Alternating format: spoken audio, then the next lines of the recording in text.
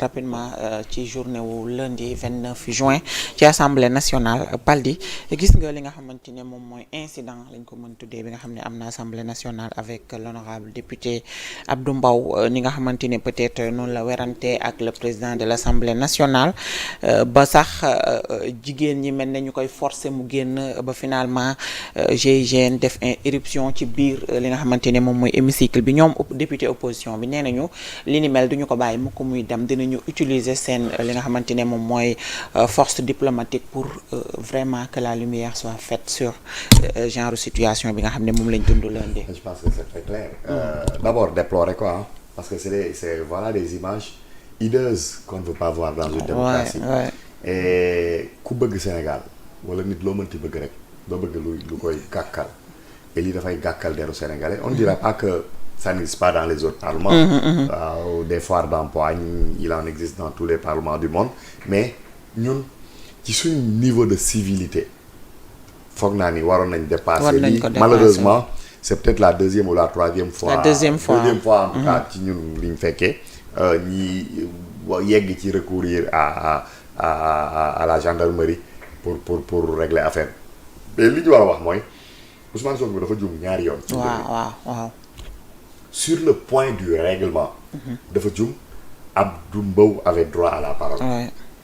dafa jum et que Ousmane Sonko jum ci loolu mais jumul sax ci méconnaissance en réalité du texte xam nga dama koy wax Fallou mën na ma seede Ousmane Sonko chez lui la loi ou le règlement c'est une option. daf koy jël su fekkante ne mën na ko permettre.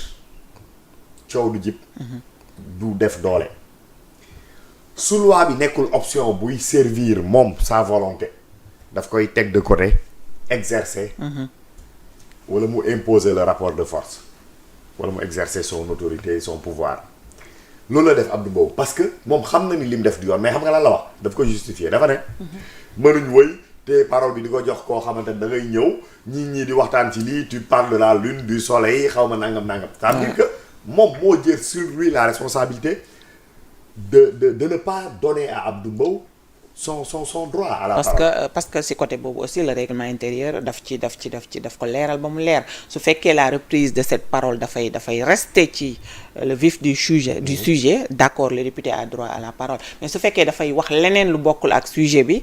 là xam nga ki waxagul noo xamee lu muy wax. waaw loolu it am na de.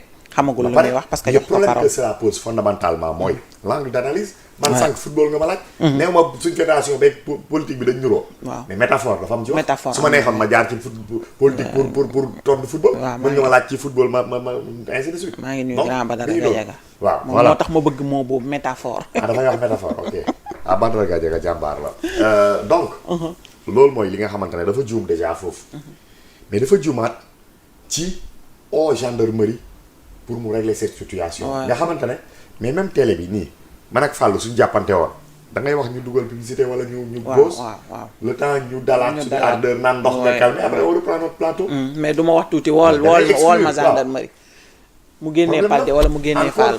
encore que mais ñi nga xamante ne waxuma la dañu am pratique parlementaire dañu am expérience wala expert parlementaire.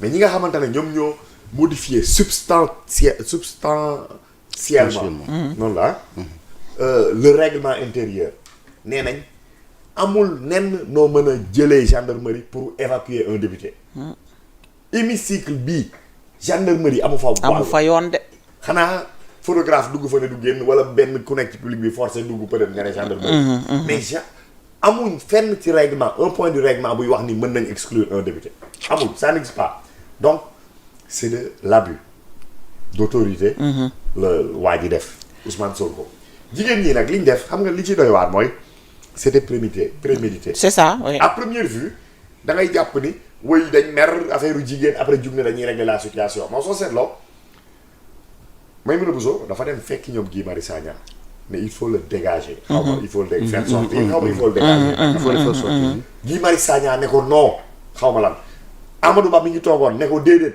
buñ def xaw ma lu ma après def nañ noonu après ñoom ñu dem régler affaire bi peut-être que sax c'était pensé à un autre niveau nangam et loolu yëpp c'est malheureux parce que lim tere mooy on aurait eu un débat intéressant sur les réformes à venir. Ouais. ñoom ñi nga xamante ne ñoom ñoo ko séq parce que la constitution c'est un patrimoine du peuple. kenn moomu ko président moomu ko conseil constitutionnel moomu ko député yi moomuñ ko peuple moo ko moom. c'est un patrimoine du peuple. mais ñun on a besoin d'être éclairé pour xam est-ce que mën nañ bàyyi suñu représentants yi ñu doxal parce que argument yi ñu joxe doy nañ ñu. auquel cas on aurait fait des économies de quelques milliards par rapport à l'organisation d'un scrutin référendaire. ou alors est-ce que ñii kat li ñuy wax ay waxu caaxaan la ils sont là pour Ousmane Sonko pas pour nous donc nañ ñu delloo mbir mi ñun ku nekk ñu wax li nga ñu ci gëm ak li ñu ci xalaat.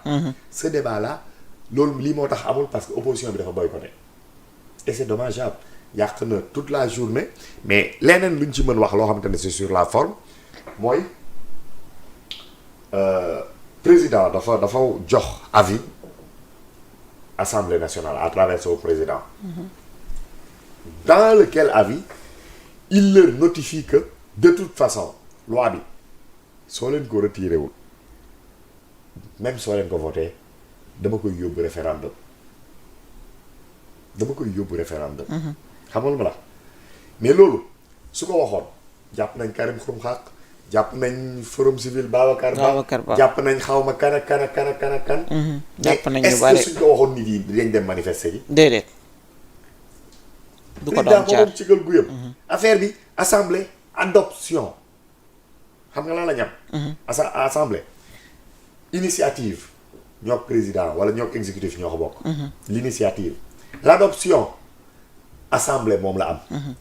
l'approbation président moo koy décider après mu promulguer.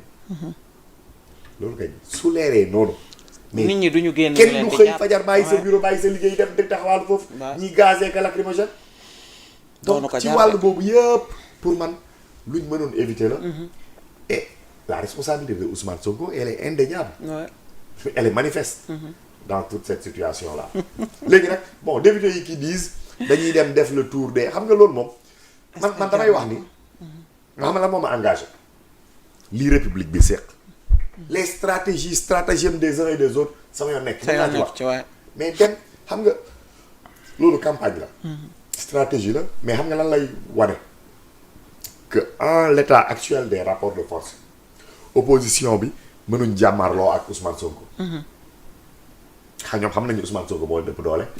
donc ils font du dilettantisme dans ce qui va venir comme combat entre eux. un combat à trois d'ailleurs mais en attendant ñi ngi fexe rallier la société civile à leur cause moo tax ñu nekkoon ci marche bi ñi ngi fexe tamit peuple bi ñu conscientiser ko ci ñoom li ñuy wax benn mais deuxièmement par les erreurs du pouvoir ñenn ñi ci la ñuy ñëw rallier def combat. troisièmement l'international c'est très important c'est pas pour rien que Ousmane Sonko dem deful fii interview ak kenn dem France 24 ak RFI donc international am na solo donc soo demee jébaane leen ci et jébaane bi ce ne sera pas seulement pour dire que Ousmane Sonko il est autoritaire c'est un dictateur c'est un fasciste déedéet du loolu Ousmane Sonko war du député lañ koy wax du député dafa dugg ci assemblée par force. mais Paldi merci hélas Paldi fi mu jeexale Ousmane Sonko du député lan moo tax ñoom opposition bi ils prennent la peine dem à l'Assemblée nationale di nangu koo xam ne ñoom jàpp nañu ne